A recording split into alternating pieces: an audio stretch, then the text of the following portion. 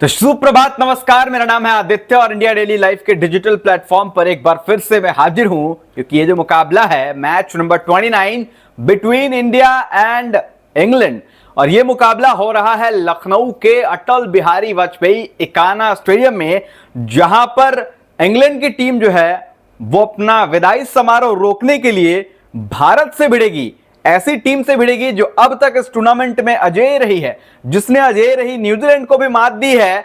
और अब आलम यह है कि इंग्लैंड के पास करो या मरो की स्थिति हो गई है। अगर वो भारत को हरा देते हैं तो इस टूर्नामेंट में बने रहेंगे, लेकिन ये तो बड़ा मुश्किल लग रहा है। भूपेंद्र जी मेरे साथ हैं, तो आइए हम सब बातें करेंगे, इस मैच पर चर्चा करेंगे कि ये मैच जो है वो किस स्थिति में ले जाएगा, प्लेइंग 11 क्या होंगे इंग्लैंड की ओर से। जो इंग्लैंड के खिलाड़ी हैं, खास करके कप्तान जॉस बटलर, उनका क्या प्रदर्शन रहने वाला है। क्रिस वोक्स है, मार्क वुड है, सैम करन है, इन प्लेयर्स का क्या नजरिया रहने वाला है कल के गेम में। और भारत के तरफ से जसप्रीत बुमराह, मोहम्मद शमी है, सूर्य कुमार यादव को मौका मिलेगा या नहीं, इन सारी तमाम बातों पर हम चर्चा करेंगे। तो एक बार फिर से आपका स्वागत है। आज ये जो मुकाबला है अटल बिहारी वाजपेयी इकाना स्टेडियम लखनऊ में, भारत बनाम इंग्लैंड का मुकाबला है। भूपेंद्र, देखिए, आज का जो मैच है वास्तव में बड़ा मैच है टीम इंडिया के लिए भी और खासकर इंग्लैंड के लिए। जिस तरीके से इंग्लैंड इस टूर्नामेंट में खेला है, उनका परफॉर्मेंस फैंस निराश है। खुद team Jos Buttler,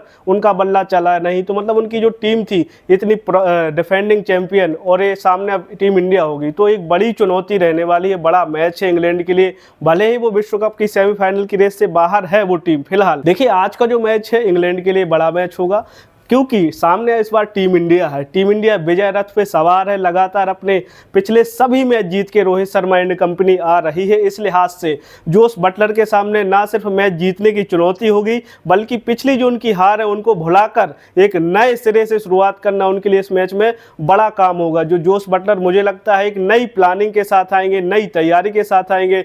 team India के सामने किस तरीके से जीत दर्ज करनी है, इसको लेके उनके बीच काफ़ी एनालिसिस हुआ। टीम मैनेजमेंट हो चाहे खिलाड़ी हो, कुलदीप यादव का सामना कैसे करना है, खासकर स्पिन गेंदबाजी, क्योंकि लखनऊ में जहाँ मैच है वो स्पिन के लिए कारगर होता है, वो इतिहास है उस ग्राउंड का। लेकिन सबसे बड़ा सवाल है इंग्लैंड के लिए आज कौन सा खिलाड़ी है जो टीम इंडिया के सामने खड़ा होगा कि चलो मैं मैच जिता के लाऊंगा।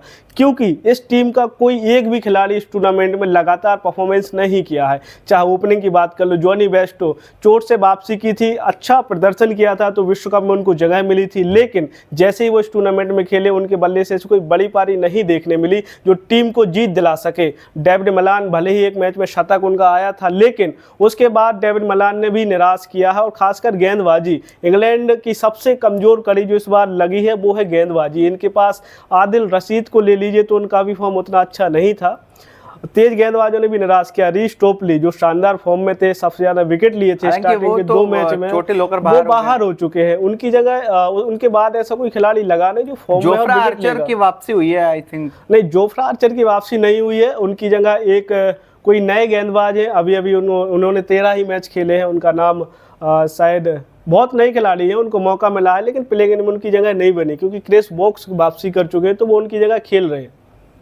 तो देखिए, क्रिस वोक्स की बात की आपने, एक नए खिलाड़ी हैं, शायद सी बॉन्ड करके नाम है उनका, और सैम करन है। आपने जिस तरीके से जोफ्रा आर्चर का नाम लिया, आपने जिस तरीके से जॉस बटलर, जॉनी बेस्टो का नाम लिया, डेविड मलन का नाम लिया, तो ये जो खिलाड़ी है, ये खिलाड़ी ही नहीं, ये पूरी टीम, इसने इस वर्ष इस टूर्नामेंट में सबको निराश किया है। और भारत का क्या कहना, भारत ने अब तक एक भी मुकाबला ऐसा नहीं रहा जो हारा नहीं है। देखिए, हार और जीत ये बड़ा फैक्टर हो जाता है। भले आप रन रेट में थोड़े कम हो, ठीक है, लेकिन अगर आप सारे मुकाबले जीत रहे हो तो आप पॉइंट्स के दम पर आप सेमीज में जा सकते हो, वहां पर जीतकर आप फाइनल में जा सकते हो, फाइनल जीतकर आप विश्व कप विजेता बन सकते हो। तो वो रैंकिंग, वो जो सारी चीजें होती हैं, जो रन रेट होता है, बड़े अंतराल से जितना जीत मायने रखती है। भले ही आप कम रन से जीते हो, भले आप कम ओवर्स से जीते हो, लेकिन जीत जो है वो मायने रखती है। ऐसे में इंग्लैंड के सामने ये टेढ़ी खीर है कि भारत का तोड़ वो कैसे निकालेगा, क्योंकि इनके जो गेंदबाज है वो मार्क वुड को ले लीजिए, या फिर आप सैम करन को ले लीजिए, मोइन अली, आदिल रशीद, सभी को रन पड़ रहे हैं। और जिस तरीके से रोहित शर्मा और ईशान किशन जिस तरीके से ये स्टार्ट दे रहे हैं, शुभमन गिल माफ कीजिएगा, जिस तरीके से स्टार्ट दे रहे हैं भारतीय टीम को, भारतीय टीम की पारी को, उसको देखकर ऐसा लगता नहीं है कि इंग्लैंड के गेंदबाज कुछ खास छाप छोड़ पाएंगे, क्योंकि गेंद बल्लेबाजी यूनिट भूपेंद्र हमारी बहुत अच्छी है, डेप्थ है। रविंद्र जडेजा के बाद अगर सूर्य कुमार यादव को मौका मिलता है तो रविंद्र जडेजा 6 नंबर पर आएंगे, तो 7वें स्थान तक हमारे पास बल्लेबाजी है। उसके बाद हमारे 4 गेंदबाज, मोहम्मद शमी की बात कीजिए, एक मैच में मौका मिला उन्हें, 5 विकेट झटके उन्होंने।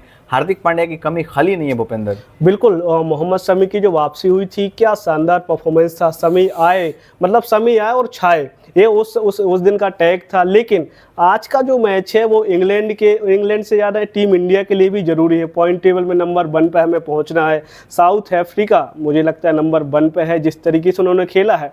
और कल जो ऑस्ट्रेलिया ने शानदार जीत दर्ज की है, 5 रनों से रोमांचक जीत थी, उससे भी पॉइंट टेबल का समीकरण थोड़ा बहुत चेंज हुआ है। हालांकि ऑस्ट्रेलिया चौथे ही नंबर पर है, लेकिन उसने अपनी सेमीफाइनल में जाने का दावा और मजबूत कर लिया है। अब बात करेंगे टीम इंडिया की।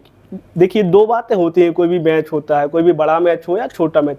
आप स्टार्ट कैसा करते हैं, स्टार्टिंग के 10 ओवर और लास्ट के 10 ओवर आप कैसा खेलते हैं। देखिए, भारत के साथ प्लस पॉइंट ये है कि रोहित शर्मा हो, शुभमन गिल हो, विराट कोहली हो, उसके बाद आते हैं केएल राहुल। ये हमारे जो टॉप 4 खिलाड़ी हैं, क्या लाजवाब खेल रहे हैं। चाहे रोहित शर्मा जैसे ही आते हैं और वो सिर्फ डिपॉजिट करते हैं स्टैंड में, कोई भी गेंदबाज हो, कोई भी स्पिनर हो, रोहित शर्मा का बल्ला थमने का नाम नहीं ले रहा है।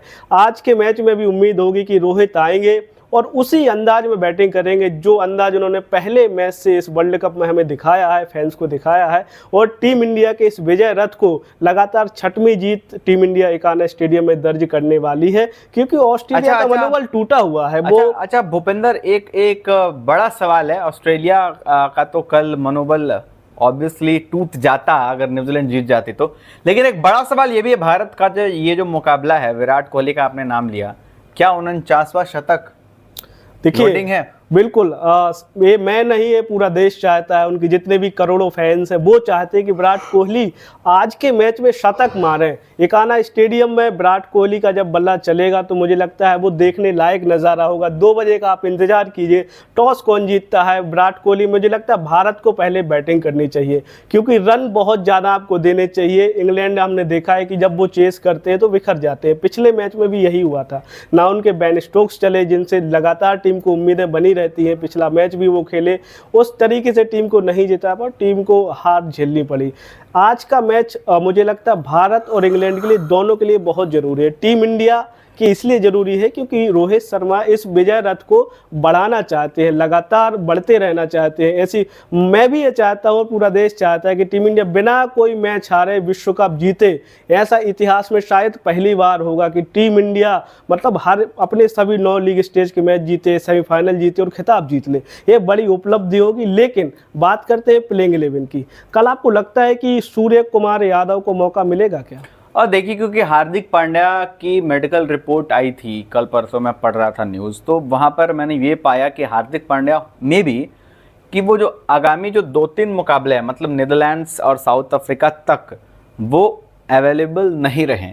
और जिस तरीके से पिछले मुकाबले में हार्दिक पांड्या की जगह पर शार्दुल ठाकुर को हटाकर हार्दिक पांड्या की जगह पर शमी को लाया गया, माफ कीजिएगा सूर्या को लाया गया, और शार्दुल की जगह पर शमी को लाया गया, तो मुझे ऐसा कुछ प्रतीत नहीं हुआ, कुछ ऐसा लगा नहीं कि ये दोनों खिलाड़ी जो हैं वो हार्दिक की कमी पूरी नहीं कर सकते। अगर हार्दिक अच्छे गेंदबाज हैं, अच्छे बल्लेबाज हैं, तो सूर्य कुमार यादव को देख लीजिए, अच्छे मतलब अतरंगी शॉटें खेलते हैं। पहली बात तो बॉलर ऑलरेडी प्रेशर में होता है, फील्डिंग बड़ी अच्छी करते हैं। मोहम्मद शमी तेज गेंदबाज के रूप में आपके पास ऑप्शन हो जाएंगे। आप जसप्रीत बुमराह को ले लेंगे, आप मोहम्मद शमी को ले लेंगे, और विराट कोहली भी गेंदबाजी कर लेते हैं। बिल्कुल, मतलब आप देखिए प्रैक्टिस सेशन में विराट बॉलिंग की प्रैक्टिस कर रहे थे, तभी से चर्चा और एक खलबली पूरे क्रिकेट जगत में है। पूरे विश्व कप के जो भी रोमांच बना हुआ है कि क्या विराट कोहली कल आज बॉलिंग करेंगे, आज के मैच में विराट क्या बॉलिंग से भी कमाल दिखाएंगे। हमने देखा था जब पिछले एक मैच हुआ था उसमें विराट कोहली ने 3 बॉल डाली थी।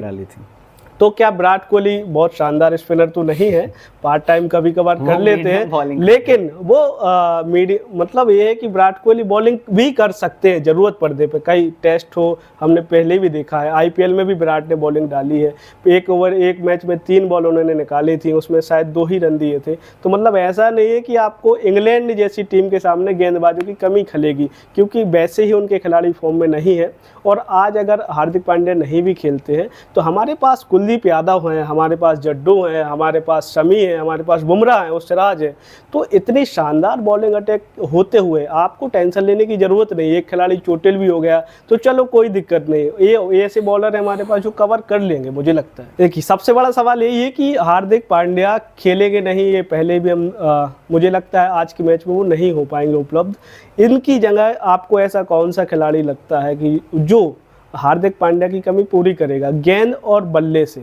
जडेजा, सूर्य कुमार यादव बल्ले से, शमी गेंद से। जडेजा तो मतलब आउट ऑफ द यूनिवर्स है। पिछला मैच जडेजा का अच्छा गया था। जडेजा कहता रहा हूँ, महेंद्र सिंह धोनी उन्होंने कोट किया है सर जडेजा, तो उनकी बात यहाँ पर उनकी तुलना करना वो जडेजा का मुझे लगता है कि कहीं ना कहीं अपमान होगा, क्योंकि जडेजा जिस तरीके के प्लेयर हैं वो फील्डिंग में अपना पूरा एफर्ट डालते हैं, बॉलिंग में अगर वो फॉर्म में आ जाए तो पूरे मैच का रुख पलट देते हैं, बैटिंग करने लग गए अगर वो छक्के मारने शुरू करते हैं तो पूरे मैच का रुख पलट देते हैं। तो जडेजा जैसा प्लेयर जो है वो 100 में 1 होता है, और भारत लकी है कि भारतीय टीम के पास एक ऐसा ऑलराउंडर है जो फील्डिंग भी बढ़िया करता है, जो बॉलिंग भी अच्छा कर लेता है और जो बैटिंग भी अच्छा कर लेता है। हार्दिक पांड्या बॉलिंग और बैटिंग में ठीक है, वो चलेबल है, मतलब चल जाते हैं। अगर बैटिंग ना चले तो बॉलिंग में चलते हैं, बॉलिंग ना चले तो बैटिंग में चलते हैं। दिन बहुत ख़राब गया तो दोनों में ही वो फेल हो जाते हैं। लेकिन फील्डिंग के मामले में जड्डू का मुकाबला पांड्या से करना थोड़ा सा मतलब मुझे नहीं लगता है कि ये सही है। देखिए हार्दिक पांड्या जब चोटिल होते हैं, किसी मैच से बाहर होते हैं, तो मुझे उनका रिप्लेसमेंट कोई नहीं दिखता, क्योंकि वो जिस स्तर के खिलाड़ी बन चुके हैं तो उनकी कमी 2 खिलाड़ी मिलके पूरी कर सकते हैं। वो हमारे लिए शमी होंगे जो गेंदबाजी में कमाल दिखाएंगे, और स्पिन में उनकी कमी मीडियम पेस तो वो करते हैं, लेकिन जड्डू शायद पांड्या की कमी अपनी गेंदबाजी से पूरी कर दें और बैटिंग से भी पूरी कर सकते हैं। सबसे बड़ा सवाल आएगा कि आप गिल कैसा खेलते हैं, क्योंकि शुभमन गिल इस शुरुआती उन्होंने कुछ मैच मिस किए थे, उसके बाद आए, एक मैच उनका बहुत अच्छा गया, लेकिन उस कदर का उनका प्रदर्शन नहीं रहा जिसके लिए गिल जाने जाते हैं। आज वो कैसा खेलेंगे ये बात इसलिए भी अहम है क्योंकि पिछला 1 साल वनडे फॉर्मेट में 5 शतक, सबसे ज़्यादा रन भारत के लिए, मतलब बड़ी उपलब्धि है। 2 शतक के खिलाड़ी लगा चुका है। आज का मैच शुभमन गिल के लिए कितना ज़रूरी है, क्योंकि आपको आगे और भी मैच खेलने हैं, सेमीफाइनल खेलना है, फिर फाइनल खेलना है। तो आप ये सोचिए फाइनल तो हम तभी खेलेंगे जब सेमीफाइनल में जीतेंगे। लेकिन गिल पे आप क्या देखते हैं कि गिल को मतलब कहाँ कमी हो रही? गिल स्कोर कर रहे हैं, उसको बड़े रन में तब्दील नहीं कर पा रहे, बड़ी पारी अभी तक निकली नहीं है। देखिए गिल के बारे में ये पूरा देश, पूरी दुनिया जान चुकी है कि गिल जो है वो डेंगू के मरीज हो चुके थे, और जिस तरीके से उनकी स्पीडी रिकवरी हुई उसके बाद आते उन्होंने एक अर्धशतक जमाया। ठीक है, 2 मैचेस उनके अच्छे नहीं गए, इसका मतलब ये नहीं कि आप उनके टैलेंट पे शक करें, क्योंकि डेंगू एक ऐसी बीमारी है जो इंटरनली बॉडी को वीक कर देती है। तो वो एक होता है ना कि ठीक है आप देश के लिए खेल रहे हैं, आप मतलब क्या कहते हैं उसको, इमोशनल हो गए हैं, तो अंदर से आप फिट खुद को पा रहे हैं तो आप मुकाबला खेल ले रहे हैं। लेकिन कहीं ना कहीं इंटरनली किसी कोने में कमजोरी जो है वो अपना घर बना रही होती है, तो थोड़ा टाइम देखिए गिल की हिम्मत की दाद देनी पड़ेगी। मतलब जिस इतने जल्दी कमबैक करना डेंगू जैसी बीमारी से, ये आसान काम नहीं होता। लेकिन गिल, जो देश की पुकार थी, जो फैंस की पुकार थी कि गिल मैदान पे जल्दी से उतरो और फैंस का दिल जीत लो, विपक्षी टीम को आप धराशायी कर देते हो, उसी तरीके से उन्होंने फैंस की बात सुनी।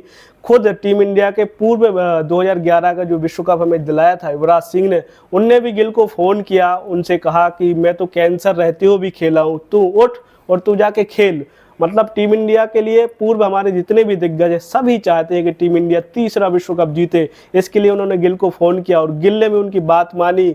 लगातार मतलब रिकवरी की, हॉस्पिटल में भी एडमिट हुए चेन्नई में, उसके बाद वो डिस्चार्ज हुए, उसके बाद अहमदाबाद पहुंचे थे। तो मतलब गिल ने क्या शानदार कमबैक किया था। अब बात आती है परफॉर्मेंस की, तो मुझे लगता है आज के मैच में गिल का बल्ला भी हल्ला बोल सकता है। अब बिल्कुल बोल सकता है। गिल जिस तरीके के खिलाड़ी, जिस टेम्परामेंट से वो खेलते हैं, एक बार शुरू हो गए तो फिर 2 शतक में ही रुकते हैं। आपने देखा होगा 2 शतक नहीं तो शतक तो जरूर लगाते, जैसे गिल के पास टेक्निक बहुत अच्छी है। मुझे लगता है विराट कोहली, जो न्यू जनरेशन जो आ रही है, उसमें गिल भी शामिल है और गिल अव्वल दर्जे के बल्लेबाज उभरे हैं। तो मुझे लगता है कि गिल और विराट कोहली की टेक्निक विराट से मिलती जुलती है। मतलब एक खिलाड़ी टीम इंडिया का फ्यूचर है, मुझे लगता है फ्यूचर कैप्टन भी हो सकता है, क्योंकि गिल ने वो प्रूव किया है बहुत कम वक्त में अपने आप को साबित कर देना, ये बड़े खिलाड़ी की पहचान होती है। जब विराट आए थे 2011 का विश्व कप खेले, उन्होंने बहुत शानदार इनिंग खेली थी, उसके बाद से लगातार विराट ने जो परफॉर्मेंस दिया है, यही उम्मीद पूरा देश इस वक्त गिल से कर रहा है कि गिल विराट कोहली को क्या रिप्लेस करेंगे भारतीय क्रिकेट में। क्या विराट कोहली के बाद कोई नया सितारा है तो वो शुभमन गिल हैं। क्या सोचते हैं कि विराट कोहली को रिप्लेस कर पाएंगे? देखिए, विराट कोहली सचिन को रिप्लेस करना इतना आसान है क्या? सबने विराट कोहली को सचिन से कंपेयर किया। मैं कहता हूं सचिन तेंदुलकर अपने जगह पर हैं। नहीं है, मतलब रिप्लेस करना कि जब विराट संन्यास लेंगे जाएंगे तो उनकी कमी ये पूरी खिलाड़ी मुझे लगता है करने वाला है टीम इंडिया के लिए। वही चीज मैं कह रहा हूं, सचिन तेंदुलकर ने जब संन्यास लिया, जब विराट कोहली आने लगे थे, टीम इंडिया में छाने लगे थे, तो उस टाइम पे सभी लोग कहते थे कि सचिन तेंदुलकर के रिप्लेसमेंट विराट कोहली हैं। ठीक है, सचिन तेंदुलकर भगवान है क्रिकेट के, उनके जैसी टेक्निक, उनके जैसी एनर्जी और पैशन क्रिकेट के लिए वो है ही नहीं किसी के अंदर, तो वो अलग है। विराट कोहली का ऑरा अलग है। विराट कोहली जो है आप भारतीय टीम के सबसे मतलब डिपेंडेंट एक हो कह सकते हो कि हर मैच में अगर विराट कोहली चलते हैं तो भारतीय टीम मैच जीत जाती है। कुछ कहीं ना कहीं मतलब 90% जो डिपेंडेंसी है वो विराट कोहली पर होती है। शुभमन गिल की अगर बात करें तो शुभमन गिल नए जमाने के लोग हैं, शुभमन गिल नए जमाने के खिलाड़ी हैं, तो शुभमन गिल को विराट कोहली से कंपेयर करना मुझे लगता है कि कहीं ना कहीं ये थोड़ा सा मतलब सही नहीं है, क्योंकि शुभमन गिल अपना अलग ऑरा बनाएंगे। हो सकता है कि जो अन्य जो खिलाड़ी हैं, आप जैसे शिवम दुबे को आप ले लीजिए, वो भी बड़े लंबे लंबे शॉट लगाते हैं, उन्हें मौका कम मिला। ऋतुराज गायकवाड़ को ले लीजिए, वो भी बहुत अच्छा खेलते हैं। आपने देखा होगा कि जिस तरीके से उन्होंने अभी सैयद मुश्ताक में उन्होंने अभी पिछले ही मैच में शतक लगाया, मतलब शानदार फॉर्म में है। आईपीएल में और हमें गोल्ड दिलाया, हमें गोल्ड दिलाया। वहाँ खेलने गए चीन में, जो हमारे अभी एशियाई खेल हुए थे, वहाँ उन्होंने गोल्ड दिलाया। मतलब अपनी कप्तानी में टीम इंडिया को गोल्ड दिलाया। उसके बाद टीम में भी उन्होंने वापसी की, लेकिन ऋतुराज गायकवाड़ ने जब जब मौका मिला है तो उस स्तर का खेल नहीं दिखाया टीम इंडिया के लिए, ताकि उनकी जगह, और जगह बनेगी भी कैसे आप सोचिए। जगह ओपनर के तौर पे आपके पास रोहित शर्मा है, उनके अलावा आप फ्यूचर जो अभी वर्तमान में कोई ओपनर आप नहीं सोचते कि रोहित के अलावा कोई और हो सकता है, क्योंकि वो खुद कप्तान है, वो खेलेंगे ही, वो बड़े टूर्नामेंट में खेलेंगे। उनके साथ शुभमन गिल, मतलब शिखर धवन के बाद किसी ने जगह बनाई है रोहित के साथ ओपनिंग में, वो शुभमन गिल है। तो ऋतुराज के साथ थोड़ी यही प्रॉब्लम है कि वो आखिर खेले कहाँ, क्योंकि ओपनर है, स्टार्टिंग से ओपन किया है। आईपीएल में चेन्नई के लिए वो जब पहली बार खेले थे तब भी ओपन किया था, लगातार वो ओपन करते रहे, यही उनके साथ समस्या है, खेलेंगे कहाँ। तो मुझे लगता है जब रोहित जाएंगे या शुभमन गिल मान लीजिए किसी दौरे पे लगातार फ्लॉप होगा, तो शायद उनको या टीम बी के साथ ऋतुराज गायकवाड़ को मौका मिलेगा ओपनिंग में। और देखिए, ऋतुराज गायकवाड़ भी बहुत अच्छे प्लेयर हैं। ऋतुराज गायकवाड़ के बारे में भी मैंने बहुत सुना है, उनका प्रदर्शन भी देखा है। लेकिन बहरहाल बात हम कर रहे थे भारत बनाम इंग्लैंड के मुकाबले की, तो ये थोड़ा सा फिल्मी मुकाबला है। 2001 में एक फिल्म आई थी लगान, जिस लगान ने हमें इंग्लैंड और भारत की राइवलरी का महत्व बताया कि क्यों इंग्लैंड और भारत का ये जो मैच है वो बड़ा फिल्मी होता है। तब बात थी लगान की, लेकिन अब बात है विश्व कप में अजय बने रहने की। अब बात है इंग्लैंड को इस प्रतियोगिता से बाहर निकालने की। तो ये जो मैच है वो इंग्लैंड के दृष्टिकोण से भी बहुत महत्वपूर्ण है और भारत के दृष्टिकोण से भी बहुत महत्वपूर्ण है, क्योंकि अगर ये मुकाबला भारतीय टीम जीत जाती है तो ऑफिशियली ये अनाउंस हो जाएगा कि भारतीय टीम सेमीफाइनल का टिकट पा जाएगी। भले ही अंक तालिका में आप 2 नंबर पे है, लेकिन मुकाबले आपने ज्यादा जीते हैं, जितने खेले उतने जीते, तो ये बहुत मायने रखता है। अगले जो मुकाबले होने हैं वो साउथ अफ्रीका और नीदरलैंड से होने हैं, तो हमें उसका टेंशन नहीं लेना चाहिए, क्योंकि कल अगर हम जीतते हैं तो सेमीज में जाएंगे। अगर आने वाले मुकाबलों की बात करें तो नीदरलैंड से मतलब हमें एक जीत चाहिए सेमीज में जाने के लिए। तो तमाम तरह के समीकरण को हम समझाते रहते हैं इंडिया डेली लाइफ पर। मैं और भूपेंद्र हमेशा आपके समक्ष आते रहते हैं।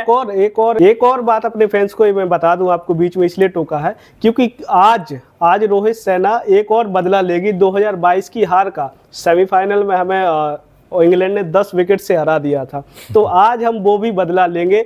आप लोग लगातार इंडिया डेली लाइफ के साथ बने रहिए, हम आपको पल पल की अपडेट देंगे। आपके जो भी सवाल हैं, चाहे वो हमारे जितने भी लोग लाइव आते हैं, आप सबसे जुड़िए, बात करिए। आप सवाल भी भेज सकते हैं कमेंट बॉक्स में। आदित्य हमारे साथ लगातार आपको अवेलेबल रहते हैं, सुबह से शाम तक कड़ी मेहनत करते हैं, नई नई खबरें आपको पहुंचाते हैं।